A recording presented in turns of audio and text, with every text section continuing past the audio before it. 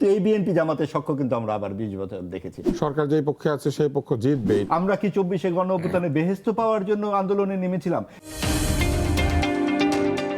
এই অন্তর্বর্তী সরকার কি একটি পক্ষপাতমূলক সরকার হয়ে গিয়েছে যে তাদের অধীনে আমরা নির্বাচন করছি?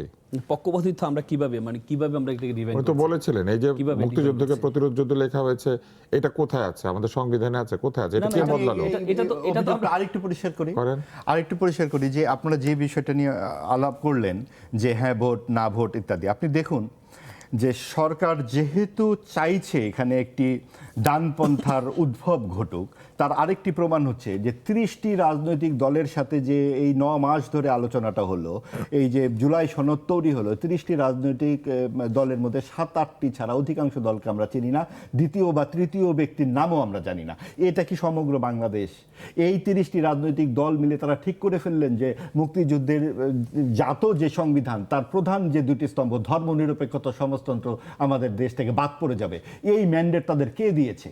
আমরা যখন 24-এর গণ অভ্যুত্থানে সকলেই আমরা অংশগ্রহণ করেছি, যার যার মত পথ থেকে সেখানে সবাই জড়ো হয়েছে, সেখানে কোথাও উচ্চারিত হয়েছিল ধর্মনিরপেক্ষতা থাকবে না? তাহলে এই ধর্মনিরপেক্ষতা নাকি ফ্যাসিবাদ তৈরি করে? কি আশ্চর্য যুক্তি! ধর্মনিরপেক্ষতা মানে হচ্ছে ধর্ম যার যার, রাষ্ট্র সবার, রাষ্ট্র কারো প্রতি পক্ষপাতিত্ব করবে না। এই অন্তর্ভুক্তিমূলক আচরণটি রাষ্ট্রকে সরিয়ে এনে 92% যেই দেশে একটি বিশেষ ধর্মের, তাকে যখন আপনি আরো পুষ্ট করতে চাইবেন, তখন তো রাষ্ট্র ঝুঁকে গেল একদিকে। কাজে রাষ্ট্র তো ইহজাগতিক।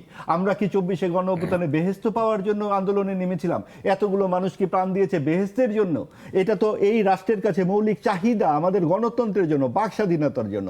তাহলে সরকার কি করে ধর্মনিরপেক্ষতা তারা নিজেরা মিলে এই 30টি দলের সাথে মিলে বাদ দেওয়ার সিদ্ধান্ত নিয়ে এখন গণভোটটা চাপিয়ে দিল? এখন ওখানে অবশ্যই কিছু কিছু ভালো পয়েন্ট আছে। আমি তো এখন কোথায় ভোট দেবো আমি বুঝতে পারছি না, কারণ আমি তো চাই যে ফ্যাসিবাদ বিলোপ হোক। এখন ফ্যাসিবাদ যে বিলোপ হলো, 80 দশকে যে 10 বছর এখানে সামরিক শাসন জারি হয়েছিল, কোন সংবিধানের কোন বিধিতে লেখা ছিল যে 10 বছরের স্বাধীনভাবে চালাতে পারবেন? আবার আপনি যখন মাগুরায় নির্বাচন করলেন 96 সালে, তখন যে পাতানো নির্বাচন হয়ে গেল, আবার 91, আবার 96, আবার 2001-এ 3টি ভালো নির্বাচন হলো। আর তরুণ ভাইটি বলছেন যে তারা 3বার ভোট দিতে পারেননি। সকলেই ভোট দিতে পারেননি, কারণ আওয়ামী লীগ চায়নি ভোট হোক।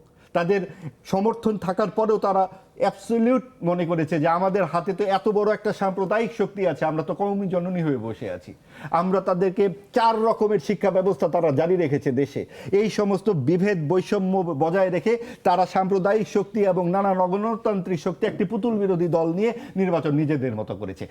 এই সরকার এসে যেটা করলো, তারা মনে করলো কি এই দ্বিদলীয় যে পদ্ধতি, বিএনপি আওয়ামী লীগ থেকে দেশকে মুক্ত করেন। যেহেতু তারা আমেরিকা থেকে নানান জায়গায় পড়াশোনা করার লোকজন, তারা মনে করেছেন আমরা আর কি লেখাপড়া জানি, বাংলাদেশের লোকজনকে ধর্মের এই ব্যাপারটা না দিলে তো হবে না। Syria, Yemen, Libya, Pakistan, Afghanistan, Bangladesh, এবং সেই কারণে এখন একটা সাম্প্রদায়িক শক্তির সাথে একটা দ্বিপক্ষীয় একটা লড়াই হচ্ছে, এবং এখানে আওয়ামী লীগ এবং মুক্তিযুদ্ধের সপক্ষের সকল শক্তিকে বাদ রেখে বিএনপি বাদে। বিএনপির এই কারণে বিএনপিকেই কিন্তু এখন লেফট যে মডার্নিজম যে বিষয়গুলো, সেকুলারিজমের পক্ষে বিএনপির কথা বলতে আমরা শুনছি। কিন্তু এই বিএনপি জামাতের সখ্য কিন্তু আমরা আবার 20 বছর দেখেছি। অর্থাৎ প্রাসঙ্গিকতা তাদেরকে দূরে ঠেলে দিয়েছে। এই সব কিছুর মধ্যে কিন্তু আপনি সরকারের উপস্থিতিটা দেখতে পাচ্ছেন।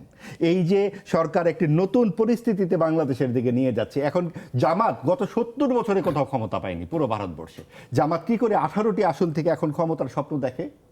এই এই এই এই নানান রকম এই পুষ্টি কারা সরবরাহ করলো? এই পুষ্টি সরবরাহকেই আমি বলছি সরকারের নিরপেক্ষতা থেকে সরে আসা। তো যে সরকার নিরপেক্ষ থাকতে পারে নাই, সেই সরকার জুলাই সনদের মাধ্যমে নিরপেক্ষতা এবং ফ্যাসিবাদ বন্ধ করার সবক দিচ্ছে, এটা আপনি বলতে চাচ্ছেন? আমি আসলে এত কঠোর হতে চাচ্ছি না। আমি মনে করছি উইশফুল থিঙ্কিং কিছু। এই ভদ্রলোকেরা সকলেই জ্ঞানী গুণী মানুষ,